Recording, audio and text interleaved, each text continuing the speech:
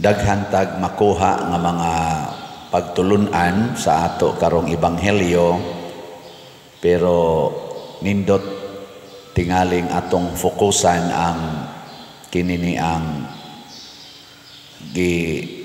una o kakita or mao gitingali sa to'y tumong nganong gigayo ni Hesus ang buta aron makakita siya sa iyang isig katao. Mao tong iyang ipangutana, may nakita ka ba? Ang una niyang nakita, mga tao pero murag mga kahoy nga naglakaw-lakaw. Nya iya nasanggi tapion iyang kamot, mitutok na gyud ang tao ug nakita na niya ang iyang isig katao. Lingiay mong tupad. Ang di mo lingi buta. Lingi aba ang samantan-aw nimo niya kahoy o tao.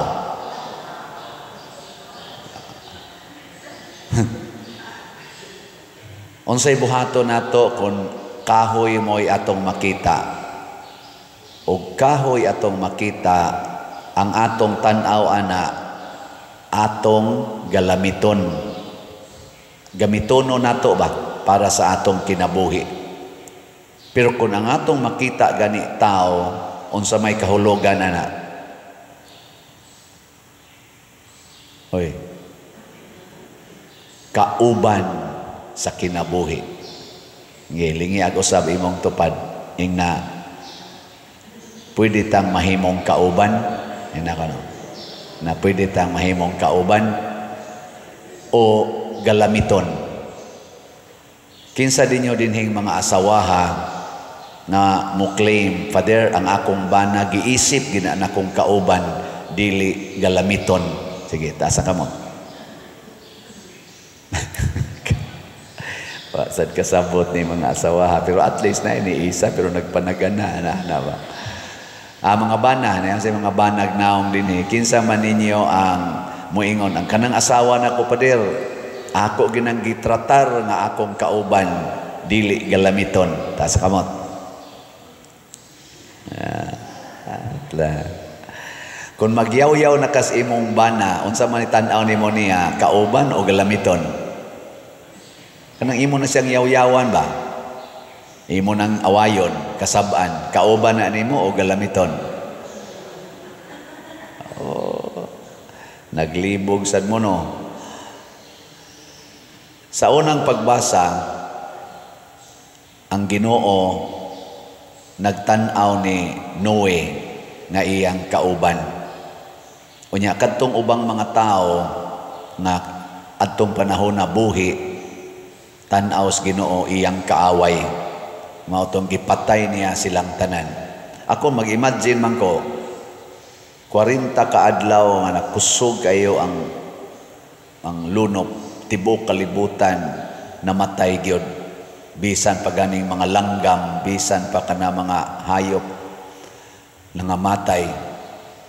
Nganong wa man mamatay si Moses ug ang iyang mga kauban dito atong arka nga ang iyang arka di man to hinimo og mga engineer nga kanana ang nya sirado pagyud kanang mura lang siya o kanang sirado lang baway wa giputos ra gyud to giana. Pag sirado sa arka wa na sila makita sa ilang palibot, gahuwat na lang sila asa sila ilang paso sa kanini ang bawod og sa tubig. Ngano wa man sila mga matay? Ibaw mo ngano? Wa mo kibaw? Paasa ko kibaw na, pero tungod kay ang Ginoo nag-isip ni Noe nga iyang kauban. Iyang giprotektahan ang kinabuhi ni Noe og sa iyang mga pamilya nga didto sud sa arka. Pero kadtong mga tao uban dili na to niya kauban, iyang gitugutan nga mga matay sila. Sunan ka atong wa kay baos Noe og unsay nahitabo siyang palibot, mo tong nagbuhi siyang uwak. Sunod nagbuhi na pod siya sa gamay niyang bintana og pati. Nya ang pati ni balik kay Wa may katugpahan, puno pa mas tubig. Nya lain na sang 7 ka adlaw. May-imagine na to ba? Stilan, karisgo atong kinabuhi. Nya simba ko oroy, og dito sila natungtong sa bukid nga bakilid. Nya paghubas na lintuad ngadto ang arka. Ligid-ligid, di sila mamatay sa lono, patay sila sa hugs pangpang. Kay kinsa man sinipahimutang dito nga masapnay siya, aron dili malintuad, nga inighubas sa tubig. Bisag asa ra man na matungtong, kinsa may nagpahimutang ang iyang kauban. Kinsa may kauban ni Noe? Ang Ginoo. So kanindot di ay kon kauban nato ang Ginoo. Pero ang nakaapan, kanus ama nato mabiyaan ang Ginoo. Kanus aman, kung dili na ta mutuman sa atong mga saad ngadto kaniya. Muna ang Ginoo ni saad nga kita himuon niyang kauban. Pero kita usahay adto ta mukuyog sa yawa, pinaagis atong mga sala. Ngilingay imong kuan, imong tupad na sad. Ing na wa pa ka mobuwag sa Ginoo. Wa pa ka mobuwag.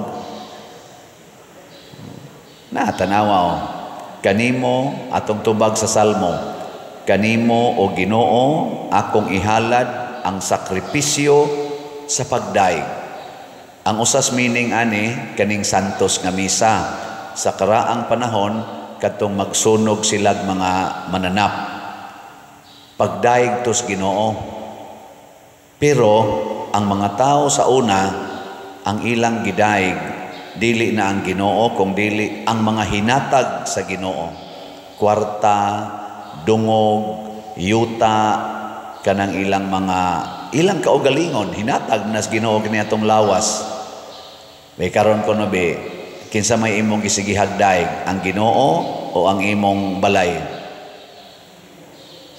Mailhan man na nimo kay kon kanang imong gidaig sa wayo na gani na masuko ka. Suko ka ba? Kung ingnon kang batignaong, masuko ka dili?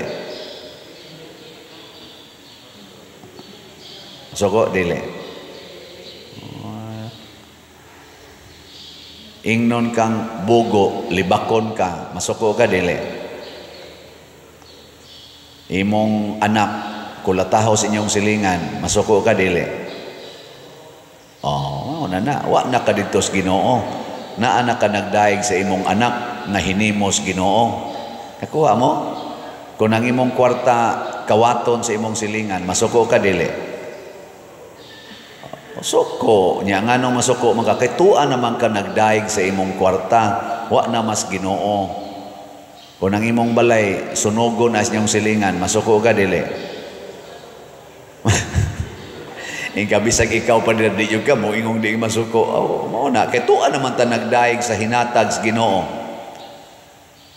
Pero nagdaig tas Ginoo, di kita masuko. Ngano man? Tungod kay ang Ginoo mo ituburan sa tanan. Mo na diri sa atong salmo, niingon diri tumanon ko ang akong mga panaad ngadto sa Ginoo, diha sa atubangan sa tibuok niyang lungsod. Bililhon sa mga mata sa Ginoo ang kamatayon sa iyang matinumanon nga mga sulugoon. Nindot ano? Kana bang patyo na taba? Di kita masuko ngano man sa mata des Ginoo, nindot day kayo na. Mo na kanang ato mga martyrs nana. Sugot man kay tagpatyon. Samot na og kawaton na atong kwarta, okay ra gyud kayo. O pagod ta patya. Muna ako na ninggi pamalandungas Ginoo kay ang ato rong pinakahat nga isyu kanimang midterm elections. Ganahan ko nga i-relate ang atong pamalandong sa atong umaabot nga eleksyon. Kanabang unsaon pagpili. Atong sulayan pag testing kinsa Manila ang kusog kay mosaad pero dili mutuman sa saad. Mao na sila yung mga buta. Kay karon god kung gitanaw di social media, sige naman sila campaign. Tanaw sad ko sa team nila ni Marcos, Bongbong Marcos, niya team sa ni former President Duterte. Mao man na rin nagkumbati gyud maayo. Team Duterte, team Marcos. Pulos gid sila pagkanindotag mga saad. Parihara gyud sila og gipana parihara ba? Moingon dayon ang pikas. Sayod ko nga naatay mga pangandoy nga moasinso atong kinabuhi, nga maprotektahan ang atong kaban ng bayan, mabantayan ko no ang kaban ng bayan, way korupsyon niya, naay mga pagkain sa hapagkainan. Ngana ba? Pulos man sila nakakita na. Pulos gyud nakakita. Nawa kuno'y korupsyon o niya kanang malinawon tang maglakaw-lakaw sa atong katilingban, nga way kuyaw nga lugoson ka diha o babae ka, nya patyon ka, tulison ka. Ano ko na bang safety, secured ang atong palibot. Pulos na mga maayo. Nya mo asinso ang tanan. Dili na ta magsigig abroad kay dinis atong nasod. Sufficient na ang atong income. Kay equal na ta og kapasidad sa mga nasod nga silingan nato. Nga nung muadto pa man ka, nga popariha naman ta dinhi og income. Hinana ba? Wa na, dili na mahimuwag sa ilang pamilya, ang mga kanirong atong OFW, manguli na sila diri. Pagkanindota ang mga saara, no? Pulos gid sila, ana, kamaong musaad, masultin as ilang bakba. Pero ang pangutana, dakong question mark, kinsa Manila ang kusog mutuman og saad, ang team Marcos o team Duterte? Lingay mong tupad. Inanana kay tubag, ayaw mong tubag dinhi, di sad ko motubag. Mao ni atong pamalandungan hangtod sa Mayo, sa itong pitsa, Mayo 12. Atong sigyag pamalandong, kinsa Manila ang may kaayong muhimog saad pero dili tumanon. Daghan sag panaad kani si Bongbong Marcos, President Bongbong Marcos, niadtong panahon sa eleksyon 2022. Pila may natuman og pila sad ang wa matuman. Daghan sag gisaad si former President Duterte niadtong ano sa tong eleksyon ato niya? Nga nidaog siya 2015 16 6 years man 16 2016 pila may natuman pila sa iwa matuman. Inana ba kay kun kinsa ani nila ang kusog kay musaad kay di man guna problema ang pagsaad, di gina problema, wa gid nay limit. Kamo bitaw, nangabudol mo kamo mga asawa, nindot kay saad ng inyong nabana. So, nindot tag saad na. Pero karon lami kay hiluan. Congratulations sa wa mabudol. Ano bang mga saad ba? Mauta nang nahimo na lang na hinuong ka ng kanta nga gihimo mo ang saad, aron lang pakyason. Di ba? Naman na yung mga kanta yun, ana. Paborito kaya na sa akong papa sa una, kantahan. Iya ginang kanta-kantahon. Kamao mo, ana? Gihimo mo ang saad, aron lang pakyason. Ana? Kamusad?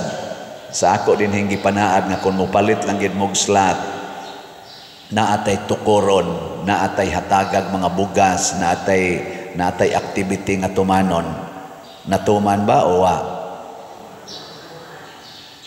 Kusga. Praise the Lord, no? Itong pakpakan ang tanang na malit. Ako gani mong ibudol, kuha na dayon ko. Paningli ko. Paningli. Muna, karon paningla nato ni sila, kining mga nang-apply. Kay kasagaran sa dihas nang-apply, pulos-pulos mga karaan. Doon na naiagi ba? O niya, makita nato nga pupariha sila og balhibo, Kay duha ra man ni ka team ang main gyud nga nagtigi karon, makita nato nga kinsa tong nipabor sa team Marcos, pupariha pud na sila lifestyle, pupariha pud na sila mga baruganan. Kinsa sa tong nagsuporta diri sa kang team Duterte, pupariha pud na sila og kinaiya. Nya kon pananglitan naglabi ang pamakak sa team Duterte, bakakon kay nistanan, magsigig saad, way natuman. I-appeal lang sa nato og sa likway ang nagsuporta anang maong team. Kay wa nay kapuslanan. Dili na makahatag og kaayuhan sa katilingban, mga buta na sila. Kay kanang buta og musaad na kutob ra gid na sulti. Wa nay matuman kay di man siya kakita. Di sad siya kaklaro sa iyang gisaad. Buta ba? Mao na ingos Kristo, ang buta dili makagiya sa laing buta kay mga hug na sila sa kanal. Unya kung sa team Marcos kargado din si Bongbong Marcos nga ang iyang gipangsaad pulos gyud natuman hangtod karon gikan atong 2022, kana sang line up niya karon iya sadang gipangpili nga mosuporta sa iyang gibuhat. Ato sana silang butaran. Pero kung ang gisaad sad ni Bongbong Marcos sa iyang pagdagan wa sad matuman, daghan sa kaing wa matuman, isalikway na lang sad nato ang tanan nga nagsuporta niya, kay wa nay kapuslanan, kay same feather flock together. Hingka na din ay balhibo ang tao pader, ay ato na lang ang anaon. Same feather, birds of same feather flock together. People of same attitude go together. Awa na siya. Katapusang lingi sa imong tupad. Ing na honghongi kuno ko kinsang team imong suportahan. Ing na kano. Ing na honghongi ko kinsang team imong suportahan. Ako'y mo judge nimo. Ana, di na ta maglisod. Aning maong sukdanan, mausad ni ang sukdanan sa Ginoo, be faithful to your promises. Napaganitay tubag sa Salmo nga nagingon, ang Ginoo na hinumdum kanunay sa iyang kasabutan. Mauna ang kinaiyang Diyos nun, dili mo pakyas og saad. Pero ang kinaiya nga yawanon, igo ra gina sa saad, tamis kay na manaad, pero bati kay nagbinuhatan. Mauna kiniro mga politicians, sige silag saad nga naman kay kada usa nato panahon sa eleksyon equal voting, tagsa ra gid na ka votes dinis Pilipinas, kadtong galingkod sa daplin nga way balay o kining gapuyo og palasyo pariha ra tag vote.